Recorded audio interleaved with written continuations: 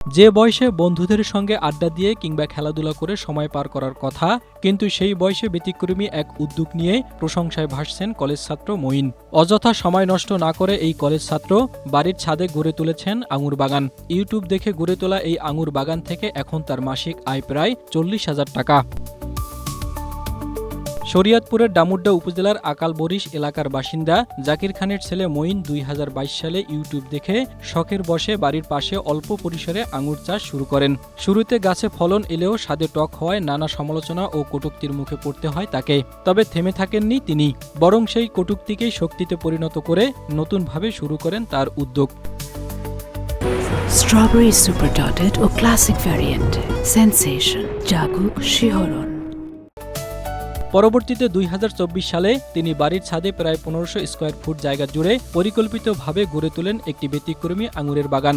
দেশের বিভিন্ন স্থান থেকে সংগ্রহ করেন বাইকুনু, ডিসকন, ইকোলো ও ভ্যালেস সহ বিরল প্রজাতির প্রায় 45টি ভিন্ন জাতের আঙুরের চারা। পরে নিয়মিত পরিচর্যা, সঠিক ব্যবস্থাপনা এবং কঠোর পরিশ্রমের ফলে 2025 সালের শেষের দিকে সফলতার মুখ দেখেন তিনি। বর্তমানে এই বাগান থেকেই আঙুর ও চারা বিক্রি করে প্রতি মাসে প্রায় 30 থেকে 40,000 টাকা আয় করছেন তিনি।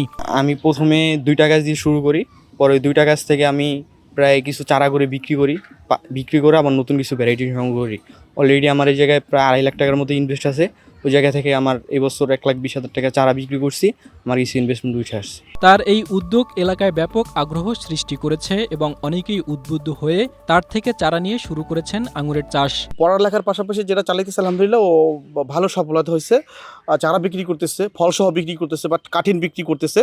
এখন আলহামদুলিল্লাহ খুব ভালোভাবে চলতেছে। এটা দেখে আমরা উদ্বুদ্ধ হয়েছি, আমি নিজেও করতেছি, আমাদের আশেপাশে অনেকে নিতেছে, বাট দূর থেকে নিতেছে।